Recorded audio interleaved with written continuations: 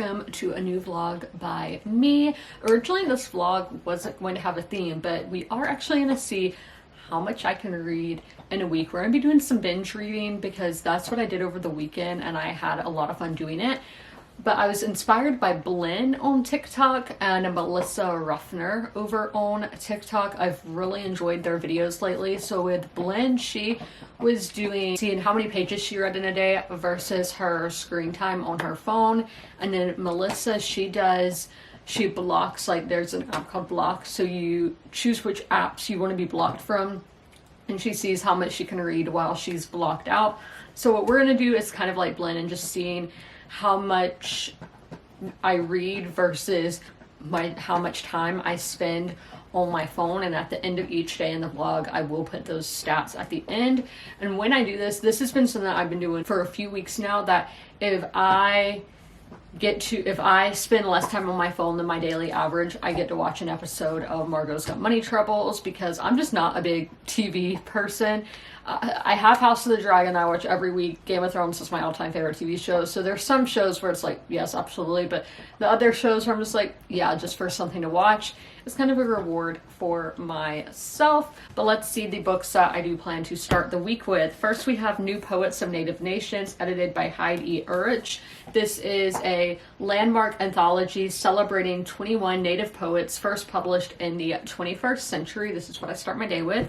I am starting a new book today. This is a perfect summer book because it's from Ellen Hildebrand. And Ellen Hildebrand is the queen of the beach read of summer. And this is the Beach Club. I don't read the synopsis when I go into my mood read, so we are going to jump over to Audible and see the short little sentence that they have describing the book. A summer of tangled relationships, long simmering resentments, and looming disaster at a Nantucket hotel where everything finally comes to a head. Lastly, I am still reading my ebook of The Goal by Elle Kennedy. We are definitely having like all the pregnancy stuff with this book happening, and Sabrina is just so scared to let Tucker in, and we will have to see if she ends up letting him in. I'm sure she does, because it is a romance, and in romance books they always end up together. But what's going to be the factor to make her do that?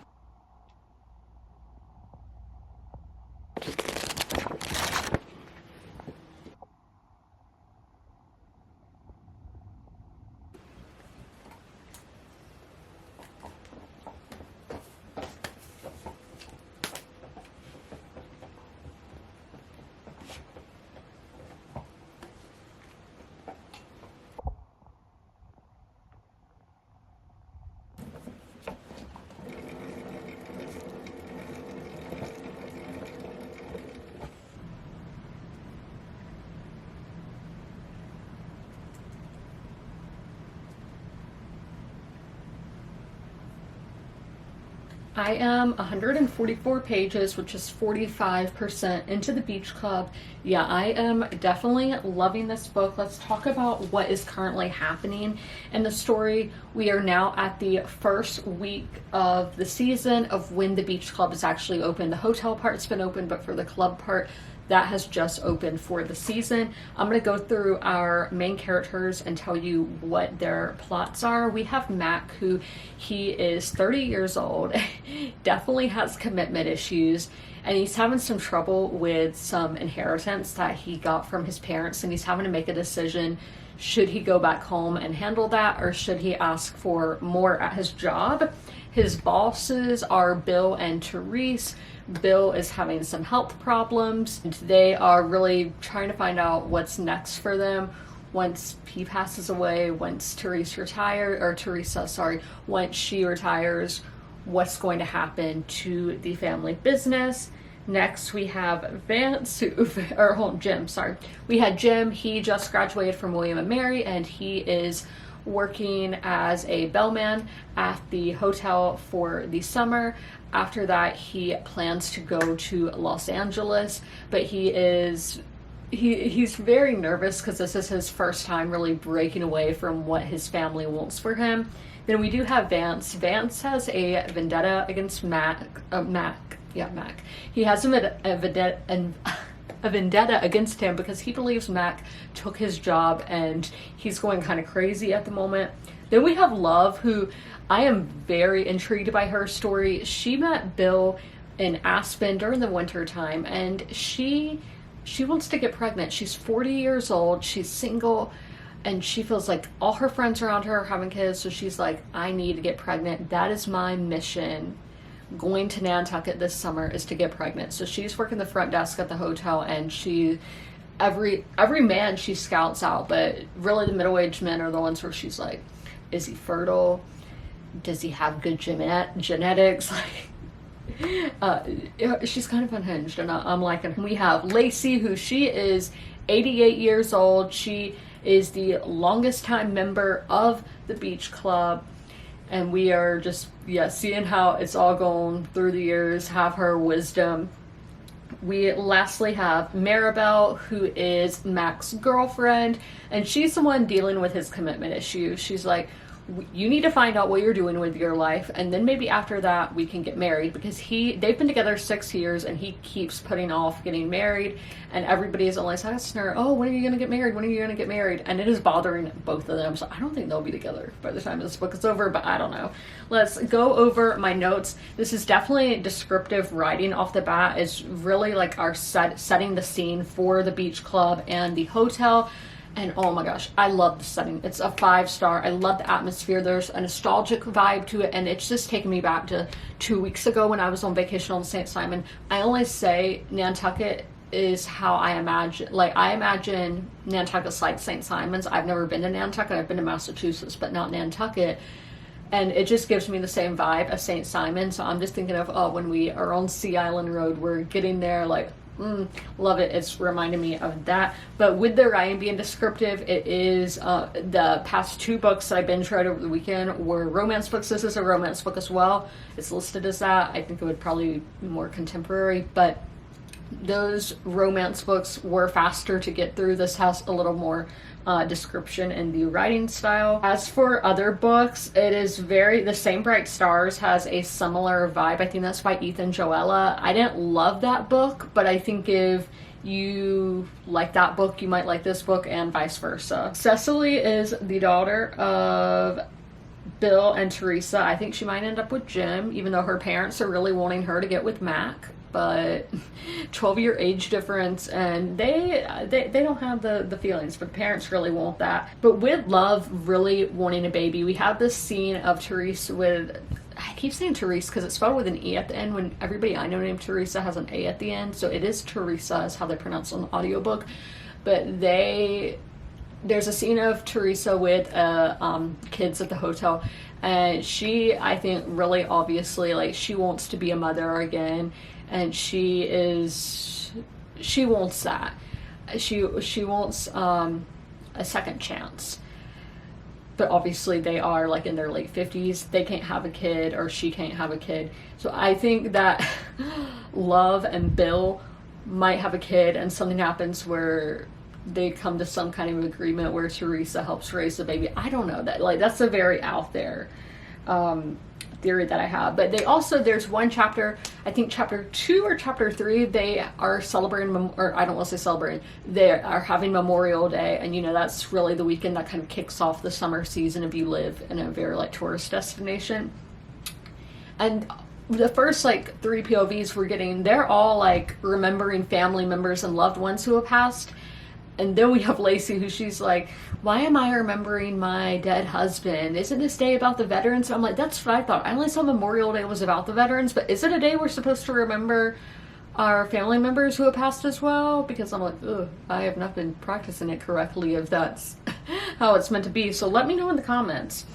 But yeah, there are some points where I have been like, oh my gosh, I'm gasping. There's been some parts where I haven't laughed out loud, but I kind of grinning at some of the humor. But definitely it had a slow, mundane start where it was just like, okay, we're going day to day, just seeing all these people's actions. Not a lot is happening. But once we hit the 25% mark, things have started rolling. The plots have started picking up, and I'm excited to see where this book. Hey guys, happy Tuesday. I did get some book mail this morning. I got Daisy Hates by Jessa Hastings. This is the second book in the Magnolia Parks universe. We read that book in last week's vlog, and I really enjoyed it, so I did want to go ahead and pick up the sequel. This one looks a lot longer, and I know a lot of people who Magnolia Parks, yeah, this is $4.99, but a lot of people, Magnolia Parks is their least favorite book in this series. I know a lot of people, this is their favorite book. Don't know if that's going to be the case for me. All 20-year-old Daisy Hates has ever wanted is a normal life, but that's just not in the cards. I know that her family is like, I don't want to say the mafia, but they're like crime lords. And maybe she gets with a rival like crime lord. I don't know. Yeah, her older brother is a London gang lord. I haven't read anything like that before. That will be something new and different for me, but that is my book mail today. I got to 25% into New Poets of Native Nation, so I do want to read my favorite poem from today, my favorite poem that I've read most recently, and that is called Linear Process by Gwen Nell Westerman. Our elders say the universe is a circle. Everything returns to its beginnings. But where do we go from here? Where are our beginnings? Our parents were stripped of their parents' names, tongues, prayers, lined up for their meals, clothes, classes, tests. When it was our turn to come into this world, they did not know what family meant anymore. They did not know. Yet even from here, we can see the straightest line on a map is a circle. And that last part about the straightest line on a map being a circle, I was like, whoa, that's so true. So that is my favorite poem that I read today, and most recently in this collection.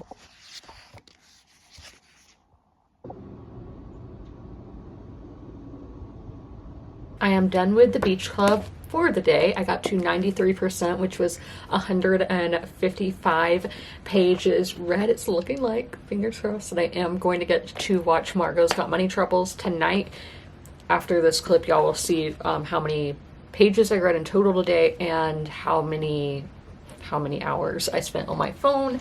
But let's go over the notes. My first one is the pacing is up and down, where the story started out slow and mundane. It picked up in the second quarter, but then when we got to the 50% mark around that part, it died down again. So it is just really like that. No, I didn't tell you what's happening in the plot. So it seems like all our characters have gotten what they want or what they think they want, and we're gonna have to see if all that ends up working out for them.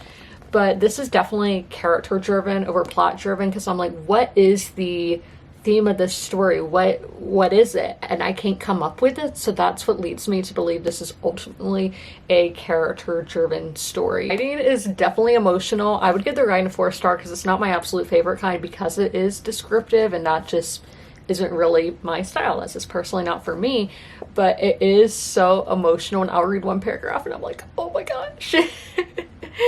And I've definitely been taking some screenshots, which are on my Pinterest on the books board, if you guys would like to see the screenshots I've taken. But definitely writing that is filled with emotion. And with the characters, sometimes I will feel angry at them. Bill and Teresa are the ones that I'm mainly feeling this towards, but their actions make sense. It completely makes sense why these people are doing what they're doing, but it doesn't always make me happy. I'm like, oh my gosh, but I know that it makes sense for who their characters are.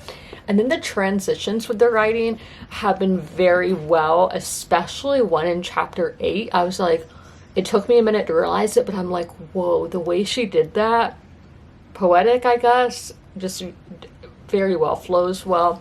But there are, with the plot, some loose ends where I feel like it's not fully fleshed out, because we'll just be going through one thing and then it's over, and I'm like, wait, what ended up happening to that side character? What ended up happening with that? So it just came to like a halt, and we never get answers for that. But we are in September now. The summer is coming to an end. It looks like tomorrow is going to be the day that we finish this book.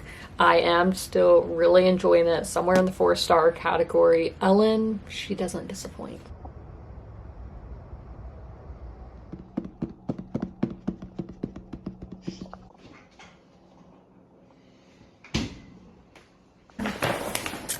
Delilah. We have a sweater. Okay.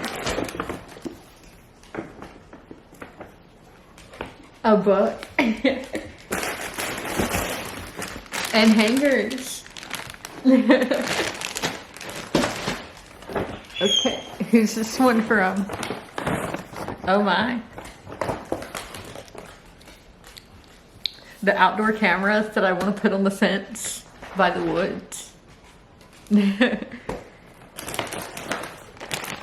what is this? Pants. You're really into it. Another book. D, I don't know why you wore those pants. And then this is from the cats. D, we're on to the next one. We have a journal.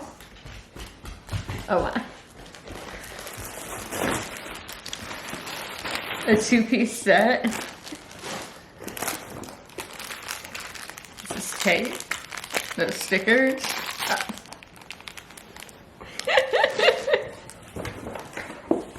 And a book. D, that's what I got. This is going to be a great angle on my birthday, but I was going to go read in the sunroom, and then I saw I had 3 Amazon packages outside. I do have packages, like I was expecting packages today, but I don't know if all this is stuff that I ordered. I know the one on top is because they sent it in the company thing. These are ice packs because one of my ice packs burst, so obviously I need to get a new one. This one, it's coming to us from Augusta, then Charlotte. It's £2. This might be the book I got for reading 100 pages every day last week. I don't know what my bangs are doing. I was out in the woods. Okay, this is the book that I got. I heard this is from Bernard's page on TikTok.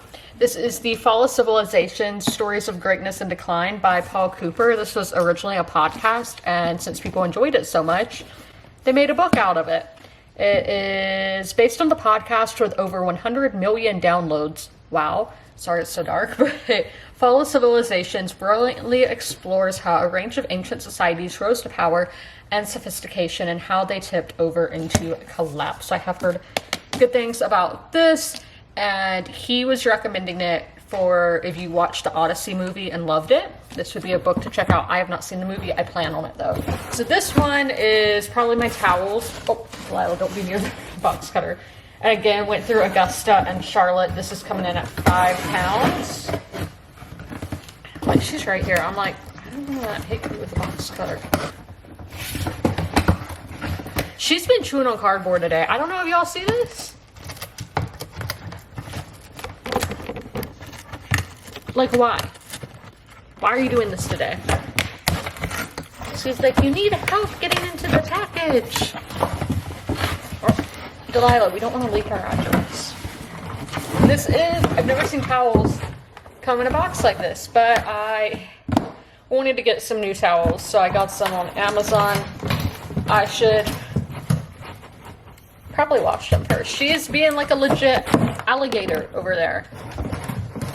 I don't understand why this is something that's been happening today, but this was all stuff I got myself, but still, we did have book mouth. I just finished writing my review for The Beach Club, so it is getting a 3.75, which is a 4-star. I loved this book. Let's go into my review talking about the characters first. This is such a lively cast of characters. There's almost 2 handfuls of them, but they are all developed. Like, I loved it that there were that many characters and they all had the right amount of time to be introduced to the story and to be developed, because I did not get a single one of them confused. It takes talent for an author to do that, because I read so many books where the authors just introduce so many characters at once in very rapid fashion. So it does take talent to do that. This was definitely a character-driven story over a plot one. My favorites were Love, Jim, and Maribel. Love, she has like a crazy desire. Like, she's the one who wanted to go to the island to get pregnant, and yeah, that's kind of unhinged. Where Jim, he's a young man who's just starting out on his life. He's very hopeful. And then Maribel is a free spirit, and I love that about her. But the atmosphere was my absolute favorite part of this book. Like, the beach club, this is summertime. This is summer. This is what summer is about. It's nostalgic to a pure, I don't know if it's more pure or pure time. I'm gonna have to look that up before I actually write up my review. It is just that nostalgia for a time in the past. Obviously, that's what nostalgia means. And if you have that one vacation spot, this will bring all the feels of when you go on vacation. Like, this book feels like vacation. So I guess you can say it is immersive to making you feel like you're on Nantucket with the characters. The writing is descriptive at first, but it does paint the perfect picture. And the prose was filled with so much emotion. It tugged at my heartstrings, and there were paragraphs that made me want to cry. So I did struggle finding out what the author was trying to say, what she was trying to do here. But I think it's a story of home and of life, and that is the people we love and our relationships and our life that make those two words, make those two things what they are. And that it takes really, I didn't know until the last chapter what Ellen Hildebrand was trying to say. So it does take this whole book for the themes, the plot, to really come to fruition. I don't know what I'm trying to say. And this is also a story of choices, and not the choices we make. Sometimes, like, it's really, all these characters want something, and they all think that's what they need in life. But sometimes you have to go after what you want, and you will find out along the way what it is that you need. But there were some, like, really small plot points. Like, I'm mainly thinking of the one with Jane and Cecily, where they just didn't wrap nicely. Because I'm like, okay, what ended up happening with Jane? What was the rest of her stay like? It was episodic, with little things like that just didn't really tie up nicely. There were loose ends. For the intrigue, so this started out slow. It took to about 25% for things to really get rolling. It was just very mundane, going along with the notions at first. But the 25% mark, it got juicy, it got rolling. I was loving it. But then when I got to the halfway point, it died down again. So it was really like a roller coaster, just going up and down, up and down. And that's my main complaint about this book, where I wish the intrigue and the pacing would have been more consistent. But this is one of those books where it made me chuckle. The plot twist surprised me, so I can really appreciate that this book was able to do that. And when the characters are realistic, the book is going to be logical, because their actions are making sense. Like, I got angry at the characters at times, so I'm like, it makes so much sense that they're doing these actions, because we've seen how they developed. We know who they are as people, so it might upset me, but that's real life, you know? That just shows how realistic these characters were. So again, I appreciate the logic that was being used. So I did really enjoy this book, and I would definitely recommend it. Ellen, she's never let me down. She's never let me down. Like, Ellen is one of my favorite writers. This is the third book I've read by her now, so I can really solidify that they've all been 4-star and up, because this is going in as a 4-star. So this just fits the summertime perfectly. I'm going to be starting my next read shortly, so it is available on Kindle Unlimited, but it is like not downloaded on my Kindle. It says there it's taken longer than expected to download, so just to wait. But it is on the phone, my Kindle app. I can't speak. But the book I'm starting next is a nonfiction that I got for Christmas, and it was one that I really wanted. It is Careless People, a cautionary tale of power, greed, and lost idealism by Sarah Wynne Williams. The captivating story of one woman's life and career at the heart of one of the most influential companies on the planet. Careless People gives you a front row seat to Facebook, the decisions that have shaped world events in recent decades, and the people who made them. A lot of people are like, you need to get this book because Facebook, Mark Zuckerberg is going to take this off the shelves. That hasn't happened yet, so I don't know if that's actually going to happen. Also love that it's like my favorite color on there. I guess that looks darker than Facebook blue, but I could be mistaken. So I am going to be starting this shortly on the Kindle app on my phone. Hopefully it shows up on my actual Kindle soon. I read 52 pages in Careless People, and I was eventually able to get it on my Kindle. I just had to restart the Kindle. But let me tell y'all what is happening in this book. So we have a prologue and then we have our first chapter. Sarah is from New Zealand, from Christchurch, which is actually my grandmother. She only says if she was young, that's where she would move to. But besides the point, so Sarah grows up in Christchurch, and when she was 13, she was a victim of a shark attack. And after that, like, she went through a lot of complications after the shark attack. So she's like, I don't know why I survived, but I'm here for a reason, so I'm going to make the world a better place, or try to.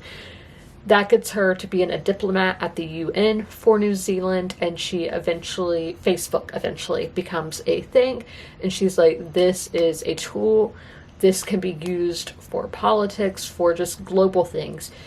If y'all remember, back in like 2011, there was a massive earthquake in New Zealand, and Sarah's family, they were impacted by that, and she just put so much research into that, trying to hear from her loved ones to see if they were okay, and a lot of that was through Facebook and finding mutual friends on Facebook, and that's what the government in New Zealand was using, because there was power outages and everything, and Facebook was what people could use to communicate with one another. And I know when we've been in natural disasters here with hurricanes, it's a similar outcome, because TVs might not be working, things like that.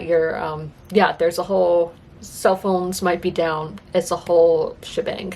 So that is when Sarah's like, okay, this is powerful. We can do something with this. And oh my gosh, my battery's dying. So she eventually she reaches out to Facebook. She tries and tries, very determined. And now we are seeing her with a job, and they are forming community guidelines of what can be posted in certain countries and working with different governments. But we do have the prologue of them at a head of state meeting, her, Mark Zuckerberg, and 2 other Facebook employees. And it really just shows the building up the power of Facebook, that they are the only ones who are not a head of state that are at this dinner, because Facebook really is that powerful. And in chapter 1, I love how straightforward this writing is. It's very blunt. And in that chapter, we see what leads her to Facebook. And then in chapter 2, it's convincing Facebook that they need to hire her. They need to look at her ideas. And she's just very determined. She doesn't really take no for an answer. And I love that about a person, where she's just going to keep pushing. And in chapter 3, we are seeing a hierarchy, and that Mark Zuckerberg is like, no politics. I don't want to meet head of states, that kind of thing. He leaves all that to Cheryl, who is the one who deals with the politicians and all that, when Mark Zuckerberg really deals with the engineering. And I think this is where we're going to see of how it got Trump winning the election, and just how Facebook has an impact on elections and just world events like that, because he probably just turned a blind eye, being like, it's not that serious. But yeah, we saw where all of that went. And actually, when one of the first world leaders that Sarah met with was the German, like their head of commerce. And the Germans just really didn't trust Facebook, because Facebook is found on personal information of connecting with people. That's their mission, is having the world connected and be open to everybody. And in Germany, they've had the SS, they've had the Stasi. So Germany's not about having all the personal info. So I am sorry if the audio is bad. So Germany is the first country to investigate Facebook and seeing if Facebook's cool, seeing if Facebook's all right. But that is everything that has been happening in the book. There was a quote with the prologue that I did want to read to y'all, because I just think when I read this, I was like, oh my gosh, this is so fitting for like billionaires and technology with data centers and all that we're seeing. The quote is from F. Scott Fitzgerald from The Great Gatsby. They were careless people, Tom and Daisy. They smashed up things and creatures and then retreated back into their money, or their vast carelessness, or whatever it was that kept them together, and let other people clean up the mess they had made. Very fitting. That's where the book's title. I am here to close out the vlog this Thursday, so I am nearing the halfway point in Careless People. I still intend to read the rest of the day, but just for editing the vlog, now is the time for me to end it. But today, so far, we are seeing Sarah really start to realize who Mark and Cheryl, her bosses, are as people. And we are also seeing the transition of Facebook getting into politics, getting into elections, but really doing for what benefits Facebook, not what benefits society. That's what's going on in there. I'm like 43% into it. But so far this week, I have finished one book, and it was a great book at that, being The Beach Club by Ellen Hildebrand. I have hauled plenty of books this week. Yeah, we did that for my birthday. I hauled a lot of books. I have read over 100 pages every single day, and at the end of the video, I will still include today's stats on how many pages I read and the time spent on my phone, which I am very proud of myself. I haven't been spending double-digit hours on my phone. I can appreciate that I'm doing things that are beneficial for me, like Facebook. No, but I'm doing things that are beneficial rather than just doom scrolling. And that has just been really nice, obviously, because I don't want to just be sitting there on my phone all day. Sure, it's just laying in bed being lazy, but like, no, I want to be doing things that help me grow and become the best version of myself and be the best version of myself. And for next week's vlog, what are we going to be reading? We are going to not be mood reading as our main thing. We are going to be starting August. August is next week. This vlog comes out on August 1st, actually, but I'm going to be rereading the Divergent series for the first time. I read the series originally back in like middle school, high school. I'm not exactly sure what year. I do have it all logged somewhere. But we will be reading my book club pick, which is the first Divergent book by Veronica Roth, sorry. So I will be reading that. It is a young adult dystopian set in near future Chicago, and that's what we're going to be doing. I am going to be doing the ebook. We're sticking with our Kindle books going into next week. But that is all. I hope you guys enjoyed this video. If you made it all the way through, leave a beachy emoji in the comments below, and thank you for all the birthday love this week. And as always, comment, rate, and subscribe, and don't forget to ring that notification bell to be notified when all my videos go live. I'll see you in my next one. Bye.